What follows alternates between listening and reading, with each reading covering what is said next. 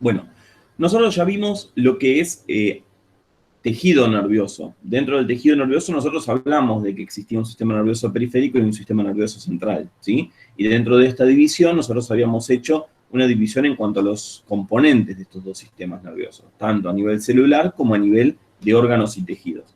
Nosotros sabemos que el sistema nervioso periférico es un sistema nervioso que está formado principalmente por lo que son los nervios periféricos, ¿sí? Algún que otro ganglio, anexo a este sistema nervioso periférico, como por ejemplo los plexos de Meissner o plexos de Auerbach, que están asociados al tubo digestivo, o alguna célula nerviosa como la de la suprarrenal. Pero en general hablamos de sistema nervioso periférico refiriéndonos a los nervios periféricos. En cambio, cuando hablamos de sistema nervioso central, nos referimos a cerebro, cerebelo, médula espinal y bulbo raquídeo. Es decir, todas las estructuras que están centrales, mediales al cuerpo. ¿Bien? Perfecto. Dentro de lo que es el sistema nervioso central, si ustedes se acuerdan, nosotros hacíamos una división en lo que es la sustancia gris y la sustancia blanca. La diferencia principal entre sustancia gris y sustancia blanca, si ustedes recuerdan, es que en sustancia gris nosotros encontramos a los somas neuronales, además de encontrar prolongaciones y células de la glía. En cambio, en sustancia blanca principalmente encontramos prolongaciones, no encontramos somas neuronales y recuerden que sí encontramos células de la glía. ¿Bien? En el caso del cerebro, que es el primer órgano que vamos a ver, nosotros lo que vemos es que es un órgano que tiene una distribución de esa sustancia gris y de esa sustancia blanca, formando parte de lo que son la corteza y la médula del cerebro. La corteza, la parte más periférica, está formada por sustancia gris, ¿sí? Y la parte central de sustancia blanca es más medial en el órgano, es más central, ¿sí? Recuerden que cuando hablamos de la corteza cerebral, hablamos de una estructura muy compleja a nivel sináptico, ¿sí? Hay un montón de circuitos y sinapsis que forman parte de esta corteza cerebral que tenemos que más o menos conocer. No tan específicamente como en anatomía, porque en anato tenemos que conocer todas las vías nerviosas, pero en histología tenemos que conocer un par de celulitas y cómo se relacionan entre sí, ¿sí? Para eso, los que estudiaron la histología del cerebro dividieron a la corteza en lo que llamamos columnas cerebrales o columnas nerviosas del cerebro. Las columnas cerebrales son la mínima unidad estructural y funcional dentro de lo que es la corteza cerebral, ¿sí? Y forman parte de lo que es la sustancia gris, obviamente porque están en la corteza. Cada columna más o menos tiene unas 6 capas y esas capas van a ir variando en grosor dependiendo del sector de la corteza cerebral en el que estemos, ¿sí? No es lo mismo estar en el área de Broca que estar en el área motora, ¿entienden? Son áreas diferentes que tienen funciones diferentes y por lo tanto diferente concentración de cada una de las neuronas que la componen. Honestamente eso excede totalmente al curso, no es algo relevante para histología. Lo que sí nos interesa es saber cuáles son esas capas y qué celulitas encontramos en cada una de ellas, ¿sí? Son 6 capas que se enumeran del 1 al 6 en números romanos desde externo hacia interno. ¿Bien? Perfecto. Miren, vamos a arrancar por la primera capa, que es la más externa de todas. Es una capa que forma parte de la sustancia gris, pero como se ve en la imagen, fíjense que hay algo muy característico, que es la ausencia de somas neuronales, ¿no? O sea, como que pierde la definición de sustancia gris. Sin embargo, se la define como sustancia gris porque forma parte de estas columnas cerebrales y además está ocupada por neuronas en la edad fetal, ¿sí? Después esas neuronas se van perdiendo, se van reacomodando y se pierden de esa capa más externa. Esa es la capa molecular.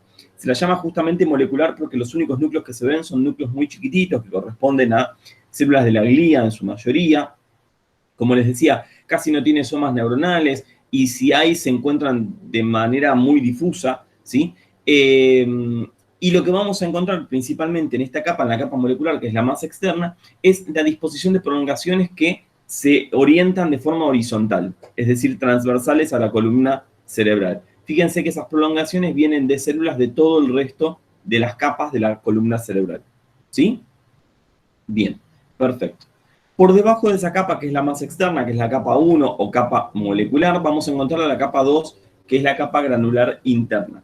La capa granular interna está formada por neuronas que son chiquititas, son neuronas que se las llama granulosas y piramidales pequeñas, son más numerosas que las neuronas que encontramos en la capa 1, pero recuerden que son neuronas que son muy chiquititas, ¿sí? Es raro poder identificarlas en los preparados y poder identificar la forma. Sí, decime. Pensé que habías activado el micrófono por alguna duda. Sí, no, ¿qué dijiste interna? Externa, dije interna, puede ser que haya dicho interna, pero es externa, ¿sí? Puede ser que me Ah, haya ok. confundido. Que el subconsciente me haya jugado una mala pasada, pero es externa, es la capa granular externa. La granular externa es donde encontramos entonces a las granulosas, que son estas que se ven de color verde, ¿sí? Acá, y las piramidales pequeñas, que son estas que vemos acá chiquititas. Como les decía, son muy difíciles de identificar en los preparados, la verdad es que nadie se los va a pedir, pero tenemos que recordar que es la segunda capa, y ustedes fíjense lo siguiente, que estas neuronas de esta capa, tienen unas prolongaciones que solamente van hacia la molecular externa, ¿sí? No van hacia el interior de la columna cerebral. O sea que las proyecciones de esta capa solo van a la molecular. En el caso de la capa 3, que es la que sigue, es la piramidal externa, donde vamos a encontrar unas neuronas que se llaman piramidales medianas por el tamaño. Fíjense, las piramidales chiquititas son estas de acá arriba, las piramidales medianas son estas de acá, y las más grandes son estas de acá abajo, que ahora vamos a ver que tienen nombre propio. Las piramidales medianas, si ustedes se fijan, emiten prolongaciones que van hacia la molecular de la misma columna cerebral a la que forman parte, y además emiten prolongaciones que forman una eferencia, que si ustedes se fijan, esa eferencia sale de una columna cerebral y se mete en columnas cerebrales que pueden estar al lado o pueden estar más alejadas, ¿sí? Esto lo que va a generar es una interconexión entre las columnas para coordinar la información, ¿sí? Para digamos, integrar la información que manejan estas neuronas, ¿sí? Que pueden ser, por ejemplo, información sobre el movimiento, y nos ayuda para hacer movimientos coordinados dentro de lo que es el propio organismo, el propio cuerpo, ¿sí? Bien, perfecto. Entonces recuerden, forman parte de las eferencias, ¿sí? Y forman comunicación entre dos columnas cerebrales. Pueden ser comunicaciones, recuerden, dentro del mismo hemisferio, ¿sí? Columnas que estén contiguas, cerquita, o, por ejemplo, de un hemisferio con otro, para hacer cosas coordinadas entre los dos hemisferios. Muy bien. Después, por debajo tenemos a la capa 4. La capa 4 la llamamos granular interna. ¿Por qué granular? ¿Se acuerdan que teníamos una granular externa con células chiquititas, ¿sí? Que es la segunda capa. La capa 4 también es granular, pero es más interna, por eso la llamamos granular interna, porque tiene neuronas que son chiquititas, tiene estas neuronas que son las granulares, que son estas que vemos de color celestito. Y tenemos las de color verde, que son células estrelladas, ¿sí? Y unas alargadas, que son neuronas que se las llama en bouquet, ¿sí? O en cola de caballo, que forman como ramitos de prolongaciones hacia apical, hacia arriba y hacia abajo, ¿sí? Hacia apical y hacia abajo, hacia basal. Muy bien. Recuerden que estas células, las células de esta capa, son neuronas que generan circuitos locales dentro de la misma columna cerebral, como estas dos que vemos acá, estas granulares, que vemos que hacen sinapsis con las piramidales intermedias o medianas y las piramidales más grandes, las piramidales gigantes que están acá abajo, y también hacen circuitos locales con las estrelladas. Las estrelladas, fíjense que forman parte, ¿sí? De las eferencias, que son estas que vemos en verde. Ven que las aferencias se ven en rojo, las eferencias se ven en verdecito. Bueno, forman parte de las eferencias que van hacia los núcleos subcorticales, ¿sí? Bien, perfecto. Por anteúltimo, perdón, tenemos a la capa 5, yo ansioso para terminar. Digo último porque esta es la capa que más toman, por eso ansioso por llegar a esta capa. La capa 5, que es la capa de piramidales gigantes, son neuronas que forman parte de esta capa que también se la conoce como piramidal interna. Las neuronas de la piramidal interna forman parte de lo que es la vía piramidal, ¿sí? La vía piramidal es una de las principales eferencias del cerebro, ¿bien? Y está formado por estas celulitas, esta capa que son piramidales, son triangulares, como las que veíamos en la capa granulosa externa o piramidal externa, pero son enormes, son muy grandotas en tamaño. En las imágenes se las suele ver muy bien, ¿sí? Por eso les digo que son las que más les pueden tomar. En realidad, a ver, a nivel del práctico, a los únicos que les pueden llegar a evaluar esto es a la gente de la Universidad de La Plata, ¿sí? Y a la gente de Cátedra 1 de la UBA, que son los únicos que tienen preparado de cerebro. Cátedra 2 y Cátedra 3 de la UBA y la gente de Barceló no tienen preparado el cerebro, así que pueden despreocuparse de eso, ¿sí? La gente de Cátedra 1 de la UBA y la gente de la Universidad de La Plata, sí, y lo que van a ver es un tejido nervioso organizado en capas, y dentro de esas capas, en una capa, una imagen de una neurona que es muy grande, muy grande, que se ve muy bien con núcleo de cromatina laxa y con núcleo evidente. Yo le iba a poner en esta diapositiva esa foto, pero la verdad es que es una de las pocas fotos que hay de eso que tienen en formato digital, que siempre toman la misma, pero no la pude encontrar, la perdí. En el último problema que tuve con la compu, que la tuve durante el curso anterior, perdí un montón de información, entre ellos estaba la foto. Pero bueno, ya la voy a conseguir y se las voy a pasar, quédense tranquilos, igual se identifican muy bien. Bueno, entonces, fíjense que el axón de esta neurona forma la vía córtico espinal o piramidal, ¿sí? Que es parte de las vías motoras. O sea que esta celulita, esta piramidal gigante que nosotros vemos acá, emite una prolongación que hace sinapsis con las alfa motoneuronas que encontramos en la médula espinal. ¿Bien? Perfecto. Muy bien. Y por último, ahora sí, dentro de lo que es la sustancia gris, tenemos a la capa fusiforme, que es la capa 6 de la corteza cerebral, ¿sí? Que va a tener células que se denominan células fusiformes, que envían prolongaciones hacia la molecular y se dividen en forma de T hacia los dos lados. ¿Bien? Perfecto. Acá les puse un pequeño dibujito, un pequeño esquemita con lo que son eferencias y aferencias del cerebro, como para que lo tengan en cuenta y que lo puedan integrar con anatomía. Esto no es nada que les vayan a evaluar dentro de histología, ¿sí? Hay rumores que les dicen que les toman el arco reflejo y esas cosas. No les den mucha importancia a esos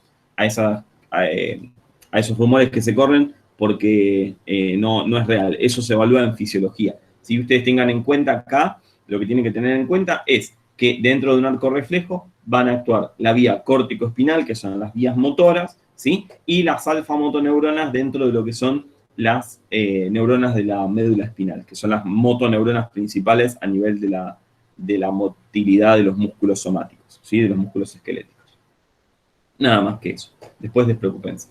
Muy bien. Entonces, cerebro, chicos, las 6 capas, perdón. Digo 7 porque por debajo de esto encontramos a la sustancia blanca y algunos dicen que en realidad la columna cerebral son 7 capas contando a la sustancia blanca. Pero nada, de cerebro las 6 capas de sustancia gris y la sustancia blanca por debajo. Nada más que eso. ¿Bien? Después, de cerebelo, que cerebelo sí es más tomado en general por todas las cátedras y por todas las universidades. El cerebelo se encarga principalmente de integrar todas las vías que son sensitivas y motoras dentro del cuerpo, ¿sí? Se encargan de integrar todo lo que son los movimientos junto con la propiocepción, lo que nos permite hacer movimientos que sean coordinados. Por ejemplo, andar en bicicleta, manejar, caminar, ¿entienden? Todas acciones que requieren la coordinación de varios miembros dentro de nuestro cuerpo, ¿sí? Es importante entender la función del cerebelo porque nos va a permitir el día de mañana reconocer a un paciente, por ejemplo, con un síndrome cerebeloso, que es un síndrome que afecta al cerebelo. El cerebelo lo que nos permite es, como les decía recién, todo lo que son, ejecutar todo lo que son actividades que requieren aprenderlas, pero que una vez que las aprendimos se desarrollan de forma automática y coordinada. El ejemplo clásico es manejar o andar en bicicleta, que son acciones que uno aprende y después es raro que uno se olvide de cómo se hacen, ¿sí? Porque uno las practica y las lleva a cabo hasta que en algún momento se ejecutan de forma automática, ¿sí? O tejer también. Dicen que el que aprende a tejer no se olvida nunca. O sea, la verdad que nunca aprende a tejer, pero dicen que el que teje le pasa lo mismo que manejar y caminar, ¿sí? Uno no se olvida jamás. Bien, el tema es que el cerebelo se encarga de coordinar todas estas actividades. Bien, en el caso de que eso falle, ¿qué nos va a pasar? Bueno, vamos a querer ejecutar un movimiento de ese estilo y lo vamos a hacer de forma descoordinada. El ejemplo clásico de la inhibición cerebelosa, ¿cuál es? El borracho, ¿o no? En la persona que tomó alcohol, que tiene una intoxicación etílica, ¿qué le suele pasar? Suele tener movimientos descoordinados, no puede hacer movimientos que requieran o involucren a más de una parte del cuerpo, ¿sí? Imagínense al borracho queriendo meter la llave en la cerradura. ¿Qué le pasa? Le pifia el agujerito, ¿no? hace así, le pega siempre a la puerta y nunca le invocan el agujerito. ¿Por qué? Porque el sistema cerebeloso también nos ayuda a coordinar nuestros movimientos con respecto al espacio. Entonces al borracho le pasa eso. Cuando quiere caminar, ¿qué le pasa? Pierde el equilibrio, porque el cerebelo también se involucra en lo que es el aparato vestibular, ¿sí? Obviamente manejar no puede, andar en bicicleta tampoco, por lo menos no es muy recomendable, ¿sí? Son todas acciones que requieren coordinación de movimientos, ¿bien? Entonces, para acordarse más fácil de cuáles son las funciones del cerebelo, piensen en lo que puede o no puede hacer una persona que está intoxicada con alcohol y eso les va a dar una pauta de para qué sirve el cerebelo, ¿sí?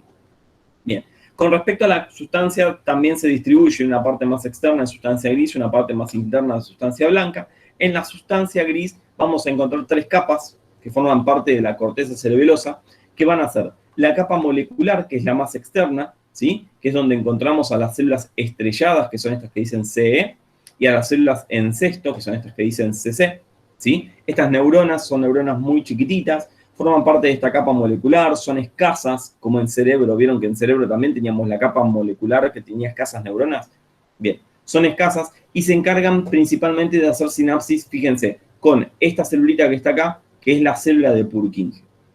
Las células en cesto se llaman así porque hacen como una especie de canasta alrededor del soma de la célula de Purkinje, y las células estrelladas se llaman así porque son neuronas multipolares, que tienen varias prolongaciones y hacen sinapsis con las prolongaciones de las células de Purkinje, ¿sí? Entonces, la capa más externa, la capa molecular, con células estrelladas, células en cesto y prolongaciones. Por debajo tenemos a la capa de células de Purkinje, donde las células de Purkinje se van a ordenar en una monocapa, es decir, que se van a poner todas alineadas en una capa de una sola célula, ¿sí? Todas bien ordenaditas, todas alineadas en una sola capa. La neurona de Purkinje, ¿sí? La célula de Purkinje, constituye la única eferencia del cerebelo y es una eferencia que es inhibitoria, ¿bien? Porque nos ayuda a inhibir para que los movimientos no sean bruscos. Por ejemplo, si yo quiero agarrar esperen que voy a agarrar algo más que se vea un poquito más, este fibroncito, si yo quiero agarrar este fibrón, si tengo una mala función del cerebelo, probablemente haga un movimiento tosco y me lo lleve por delante y no lo pueda agarrar. ¿Entienden? No tenga que abrir mucho la mano para poder agarrarlo y lo voy a hacer de forma torpe.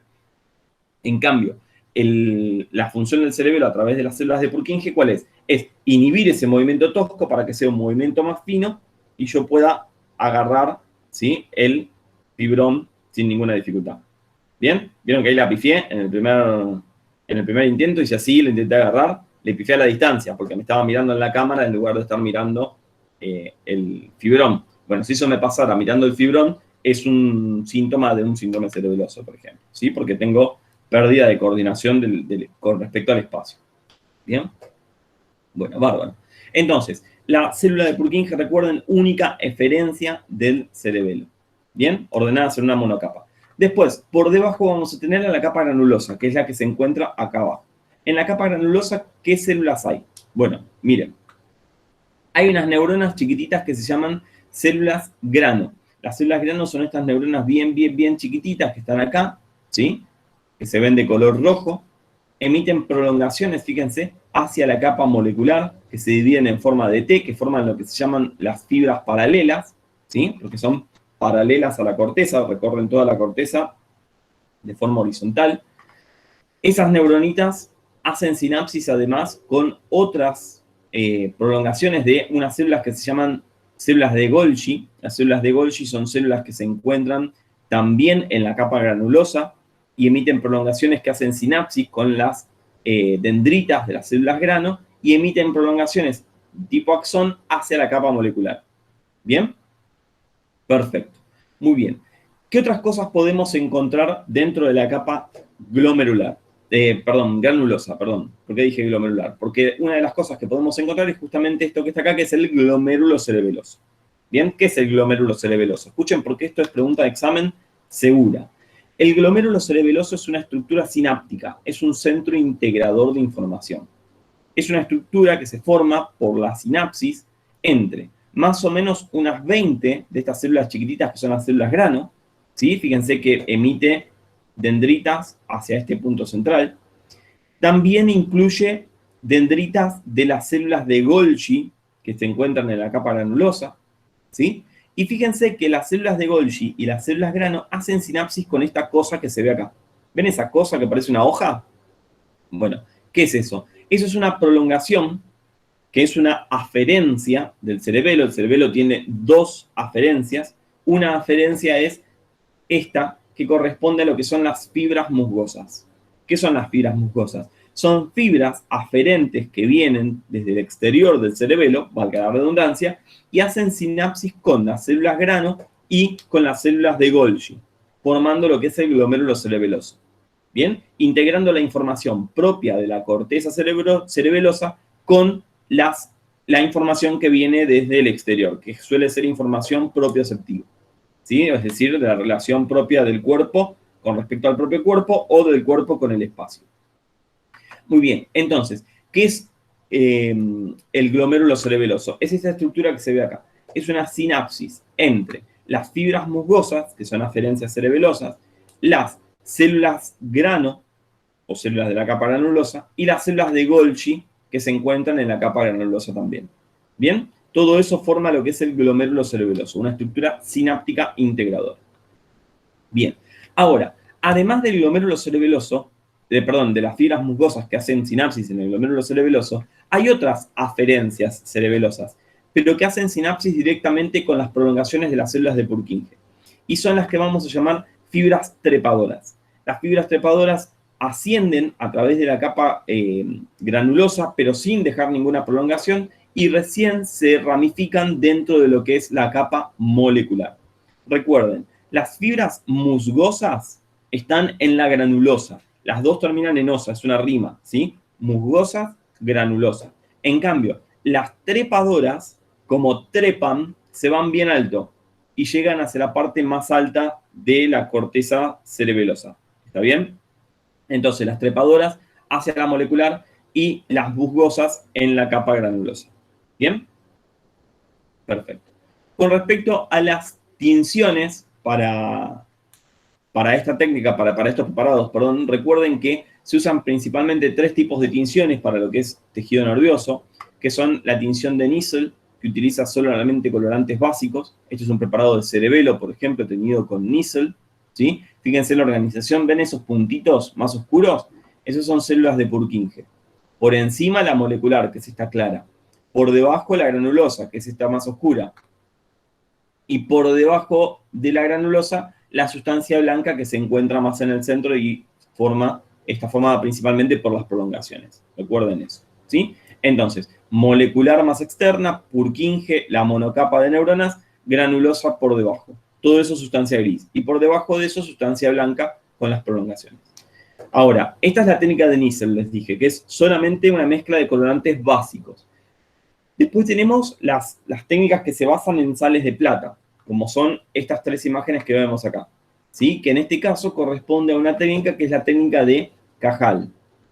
La técnica de Cajal nos permite ver, fíjense, otra imagen de cerebelo, ¿sí? Nos permite ver la capa molecular, la capa granulosa, en el medio de las Purkinje, las ven ahí con forma de gotita, que se ven muy bien, y por debajo de eso la sustancia blanca, ¿sí? Fíjense, acá tenemos lo mismo, pero tenido una vista, que solo muestra más la capa molecular. ¿Qué es lo que señala? Señala las fibras paralelas, que serían las prolongaciones de las células grano. ¿Se acuerdan esas que iban hacia arriba y se dividían en T? Muy bien. Y a la derecha tenemos HIE, que es la tinción convencional. ¿Qué nos muestra? Nos muestra un aumento de la capa granulosa, donde se ven todas las células grano, que son estas que se ven de color azul, ¿sí? Se ven los núcleos bien tenidos, y unos espacios donde no vemos núcleos, que corresponden a los glomérulos cerebelosos. Estas estructuras sinápticas que veíamos acá se ven como espacios sin núcleo entre las células de la granulosa. ¿Bien? Porque son estructuras sinápticas. Entonces, no van a tener nuclecitos que puedan verse en ese sector, en el glomérulo cerebeloso. ¿Estamos? La verdad es que el sistema nervioso es algo muy sencillo. Se complica más que nada en anatomía con las vías nerviosas. ¿Dudas? ¿Consultas hasta acá, niños? ¿Ninguna?